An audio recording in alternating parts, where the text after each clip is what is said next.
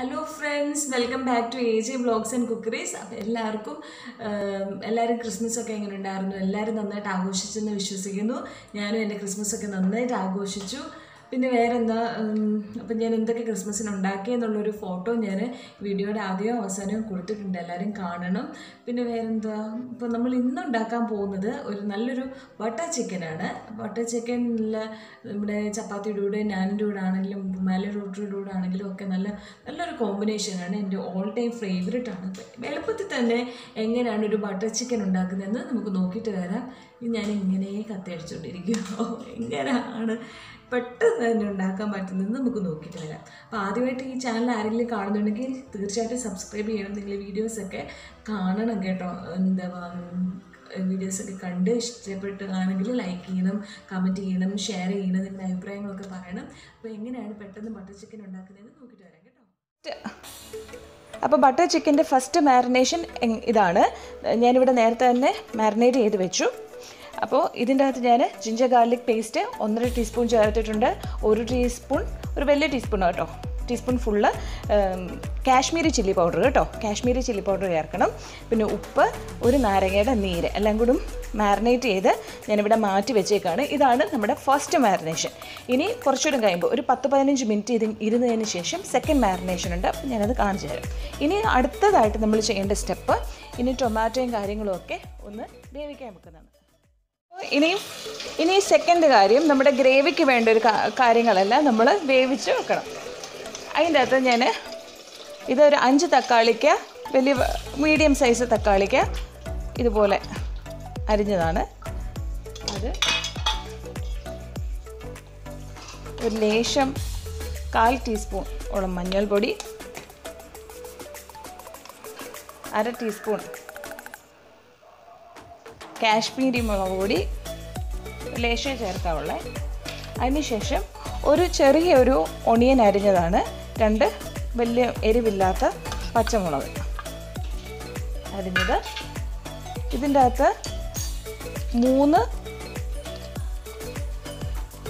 ഏലക്കയുണ്ട്, കുറച്ച് പട്ടയുണ്ട്, കറുവാപ്പട്ട. ഇത് വീട്ടിൽ തന്നെ ചെയ്തെടുത്ത കറുവാപ്പട്ടയാണ്, അതുകൊണ്ടാണ് ഇങ്ങനെ. ഒരു ലേശം മതി. പിന്നെ തക്കോലം, അതും ഒരു ലേശം, 3 ഗ്രാമ്പു, ഇത്രയും ഇട്ടു. അതിന് ശേഷം ഞാനിത് കാഷ്യൂനട്ട്, ഒരു പിടിയോളം കാഷ്യൂനട്ടാണ് ഇത്. ഞാൻ വെള്ളത്തിൻ്റെ അകത്ത് കുതിർത്ത് വെച്ചിരുന്നതാണ്, അതും ഇട്ടു. എന്നിട്ട് ഒരു ലേശം ഉപ്പും കൂടും, ഒരു കുറച്ചുപ്പ്.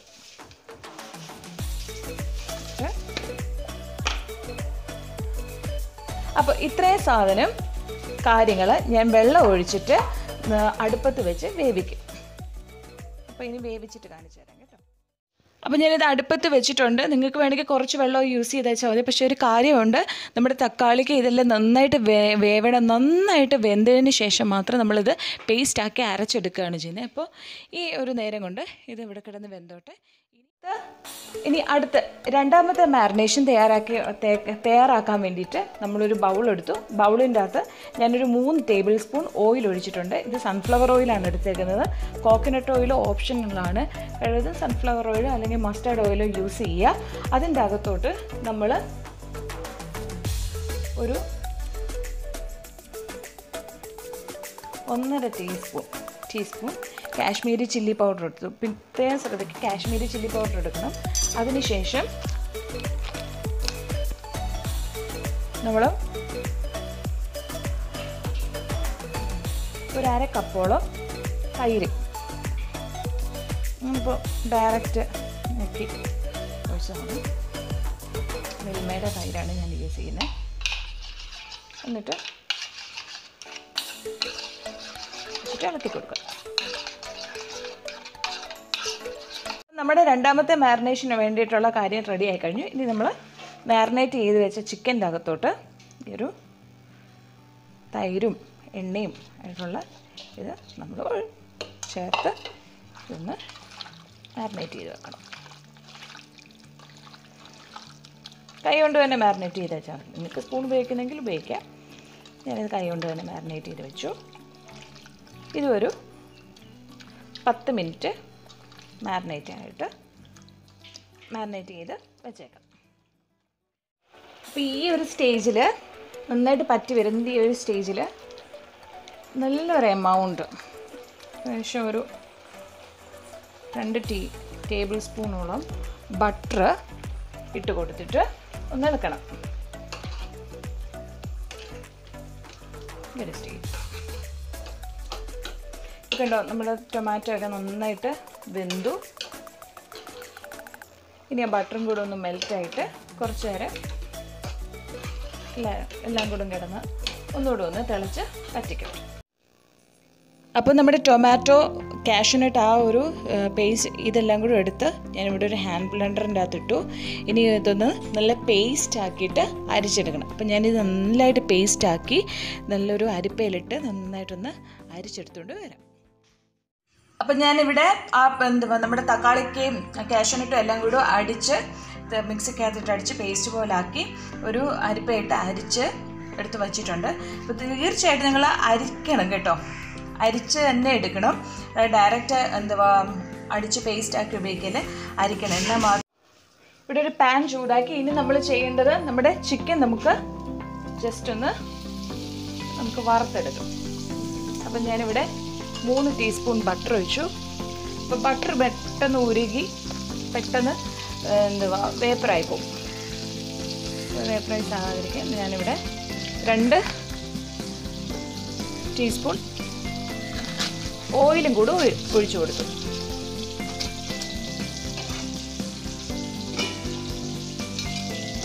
ഒന്ന് ചുറ്റിച്ച് കൊടുക്കാം.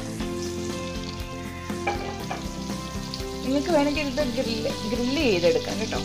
എന്നിട്ട് നമ്മുടെ ചിക്കൻ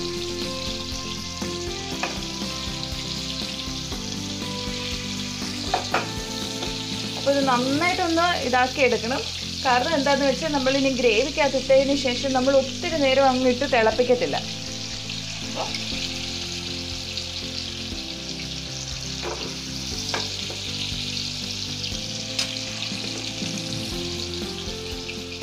ഇതെല്ലാം ഇട്ട് ഞാൻ നന്നായിട്ട് വറുത്തെടുക്കാം. ചിക്കനൊക്കെ വറുത്ത് കോരിയിട്ടുണ്ട്. ഈ ഒരു പരുവം വറുത്ത് കോരിയിട്ടുണ്ട്. നിങ്ങൾക്ക് വേണമെങ്കിൽ ഗ്രില്ലും ചെയ്യാം. അപ്പോൾ ഞാനിവിടെ വേറൊരു പാനിൻ്റെ അകത്ത് പാൻ ചൂടാകാൻ വെച്ചു. അതിലേക്ക് ഞാൻ ബട്ടർ ഇട്ട് കൊടുത്തു.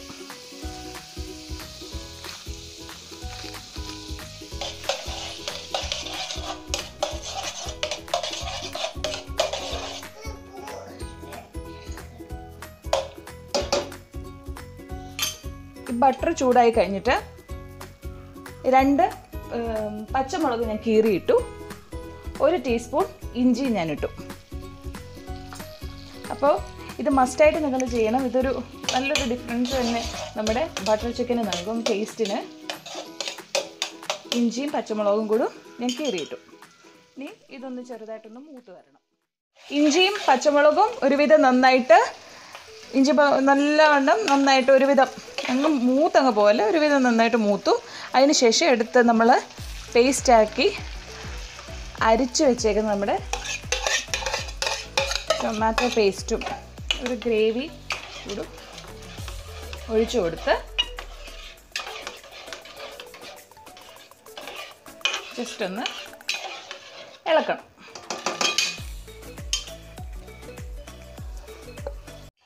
ഇനി അതിന് ശേഷം നമ്മൾ ക്രീം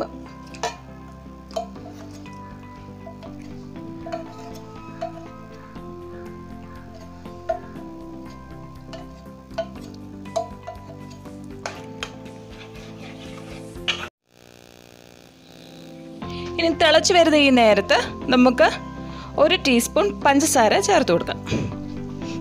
എന്നിട്ട് നന്നായിട്ടൊന്ന് ഇളക്കണേ. ആയിട്ട് എടുത്ത് വെച്ചേക്കുന്ന ചിക്കനും കൂടെ നമുക്ക് ചേർത്ത് കൊടുക്കാം.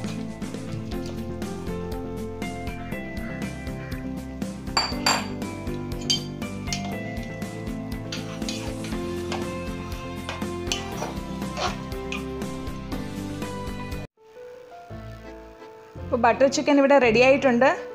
അപ്പോൾ ഞാനിത് പാത്രത്തിലേക്ക് സെർവ് ചെയ്തു. എന്നിട്ട് പുറത്ത് ഒരു ബട്ടർ ക്യൂബ് ഇട്ട് മെൽറ്റായി. എന്നിട്ട് ഒരു കൊറിയാൻഡർ ലീഫും വെച്ചിട്ട് ഗാർണിഷ് ചെയ്തു.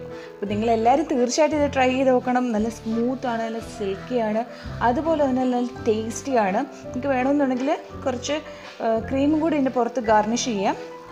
പക്ഷെ ഞാൻ ക്രീമൊന്നും ഗാർണിഷ് ചെയ്തില്ല, ഒരു ക്യൂബ് ബട്ടർ മാത്രമേ ഇട്ട് കൊടുത്തുള്ളൂ. അപ്പോൾ തീർച്ചയായിട്ടും ട്രൈ ചെയ്ത് നോക്കണം. ടേസ്റ്റിയാണ് ഇത്. ഞാനിത് റുമാലി റൊട്ടിയോടാണ് ഇതിന് കോമ്പിനേഷൻ കൊടുക്കുന്നത്. അപ്പോൾ തീർച്ചയായിട്ടും ട്രൈ ചെയ്ത് നോക്കണം. അപ്പോൾ ഈ ചാനൽ ആരെങ്കിലും സബ്സ്ക്രൈബ് ചെയ്യുകയാണെങ്കിൽ സബ്സ്ക്രൈബ് ചെയ്യണം കേട്ടോ. പിന്നെന്താ, വീഡിയോസൊക്കെ ഇഷ്ടപ്പെട്ടാൽ ലൈക്ക് ചെയ്യണം, കമൻറ്റ് ചെയ്യണം, ഷെയർ ചെയ്യണം, ഫ്രണ്ട്സിനൊക്കെ ഷെയർ ചെയ്ത് കൊടുക്കണം. പിന്നെന്താ, വേറെ ഒന്നുമില്ല. എല്ലാവരും ഹാപ്പി ആയിട്ടിരിക്കുക. അപ്പോൾ നല്ലൊരു വീഡിയോ ആയിട്ട് പിന്നെ വരാം. Bye bye, take care.